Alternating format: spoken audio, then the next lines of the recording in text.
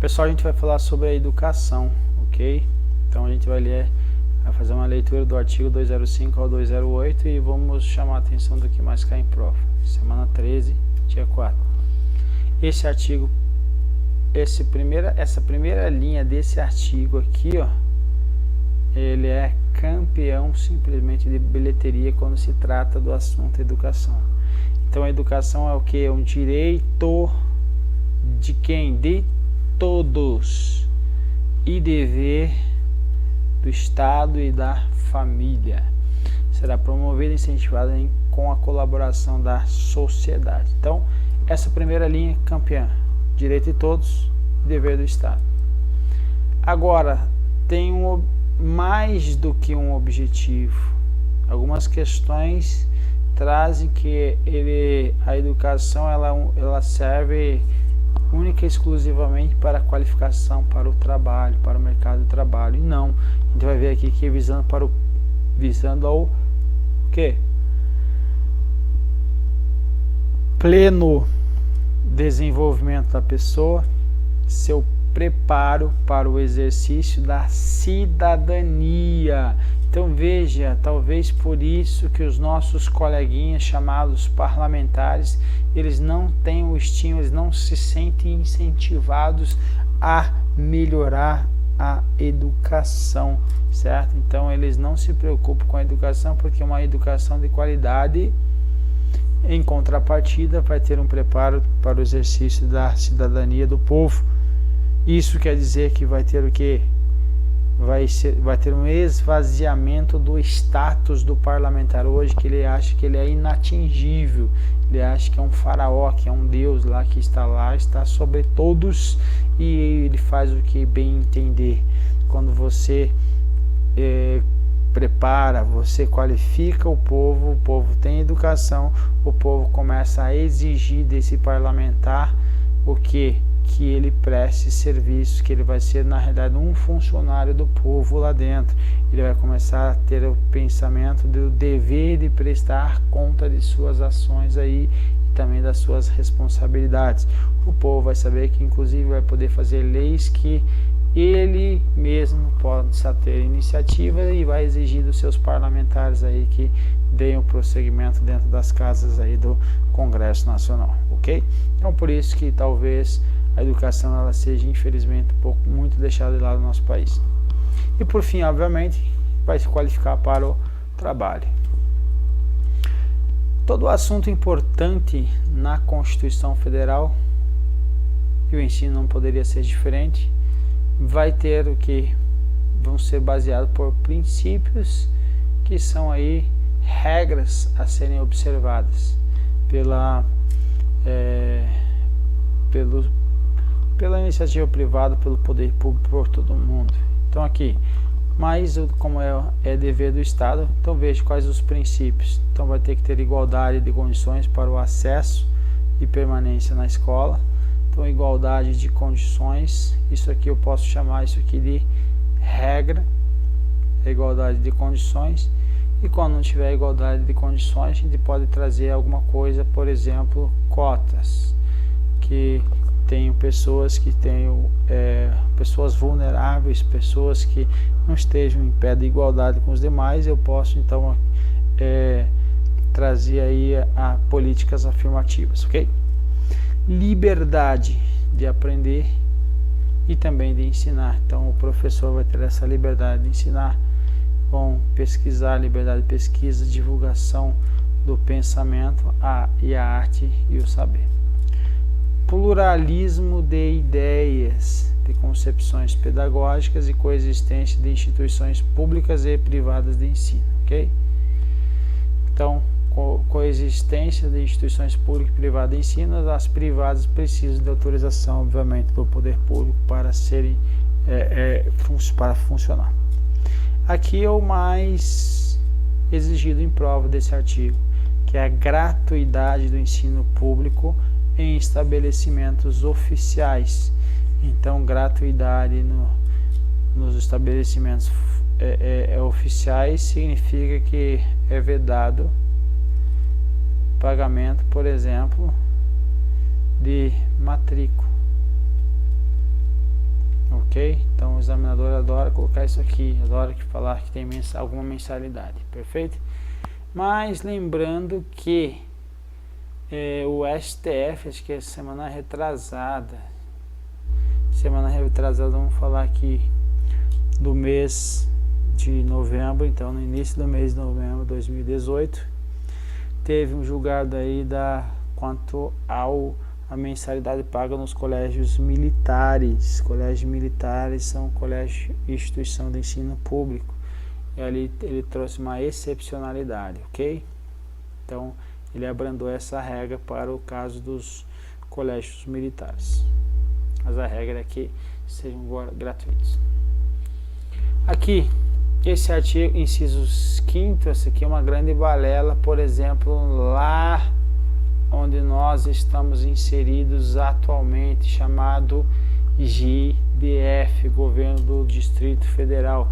Veja que está dizendo aqui, ó, valorização dos profissionais da educação escolar garantidos na forma da lei, planos de carreira, com ingresso exclusivamente por concurso público de provas e títulos das redes públicas. Aí o que o GDF faz é um crime. O que ele faz? Ele contrata professores temporários para ficarem apenas 2 anos na rede pública, depois ele faz um novo contrato por meio de um outro processo seletivo, ok? Isso daí é a valorização que o GDF tem dado aí para o ensino, para os princípios que estão aí na Constituição Federal, perfeito? Então veja que a situação que nós vivemos aí. Não sei o porquê que o Ministério Público não bate em cima disso. Gestão democrática do ensino público na forma da lei. Garantia de padrão de qualidade. Essa qualidade é tão boa que a grande massa esmagadora de quem estuda em rede pública não tem condições de passar numa universidade pública, ok? Numa federal. Essa aí, infelizmente, é a regra aí da qualidade que nós almejamos aí, que está escrito na Constituição Federal, mas está muito aquém do necessário. Piso salarial profissional nacional aos profissionais da educação escolar pública nos termos da lei federal. Então, um piso salarial aí seria muito interessante e ainda nós não temos. Parágrafo único vai falar que a lei vai dispor sobre outras categorias aí. Então, quem vai ser também os outros trabalhadores são considerados também profissionais aí da educação básica. Por exemplo, inspetor, monitor, etc. e tal. Vai falar sobre fixação e prazo para elaboração dos seus planos de carreiras em todas as esferas aí da União, Estado, Distrito Federal e municípios.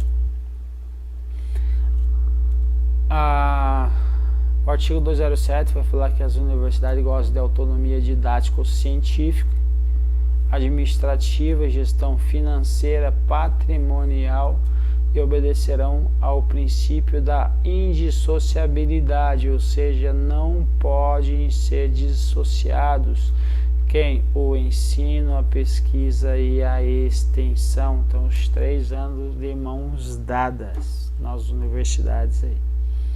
É facultado às universidades admitir professores, e aqui ó, a curiosidade, também técnicos e cientistas estrangeiros, ou seja, ele não precisa ser nacionalizado brasileiro para que ele esteja aí sendo admitido no concurso público.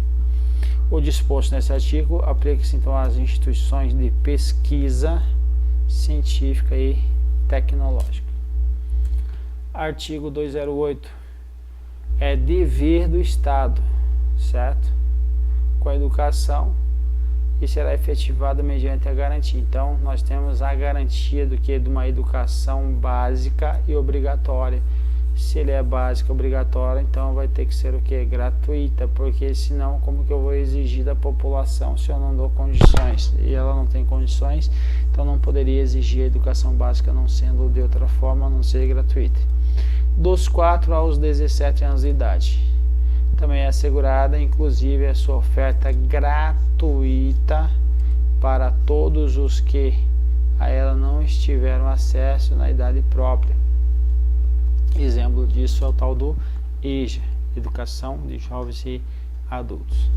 Progressiva universalização do ensino médio gratuito, certo? Então, eu preciso chegar na universalização, ou seja, atender a todos que necessitem do ensino médio de forma gratuita, ok? Atendimento educacional especializado aos portadores de deficiência, preferencialmente na rede regular de ensino. O que é esse atendimento educacional especializado? Então vai ter profissionais da educação especializados para fazer esse atendimento.